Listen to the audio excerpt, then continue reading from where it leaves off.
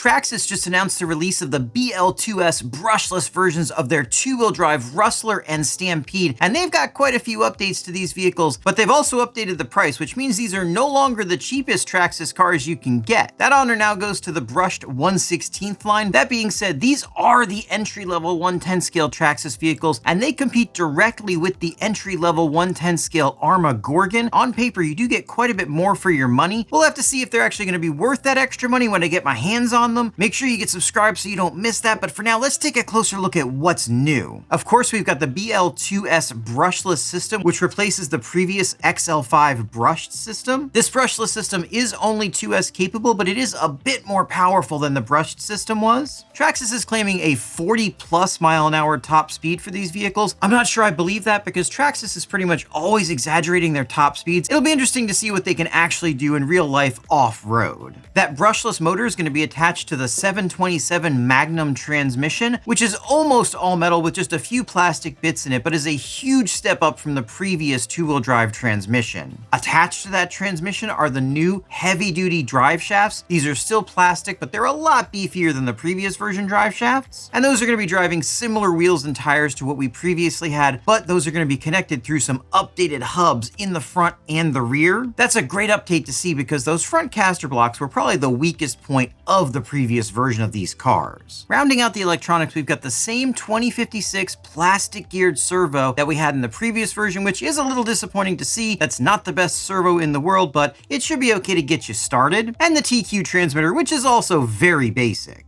Attaching everything together is going to be all hex hardware. It's really nice to see that they got rid of the Phillips hardware. The previous $200 version still used that Phillips hardware, and it was kind of embarrassing to see. We're also getting clipless bodies for these. Protecting those bodies are going to be new front bumpers that look quite a bit beefier than the old ones, and they're going to be LED ready, so if you want to spend some more money on some lights, you can do that. We're also going to be getting a clipless version of the Bigfoot that's similar to the Stampede, but gets a unique Bigfoot body and unique wheels and tires. And interestingly, they're going to be continuing with the Slash kit. There are very few kits you can buy these days from big manufacturers, and Traxxas is one of them. So if you're interested in building your own car, that Slash might be a good option. And then finally, they're going to be offering a BL-2S version of the two-wheel drive Ford Raptor. To go along with these new brushless vehicles, Traxxas is offering a 3000 mAh 2S LiPo, along with their new 4-amp USB-C powered LiPo charger. This is a 40-watt charger, and it'll do nickel metal hydride as well as 2S and 3S LiPo. However, it does not come with the power supply, so you're going to need a compatible at least 40-watt USB-C power supply and a cable that can handle that power as well. Of course, Traxxas is happy to sell you those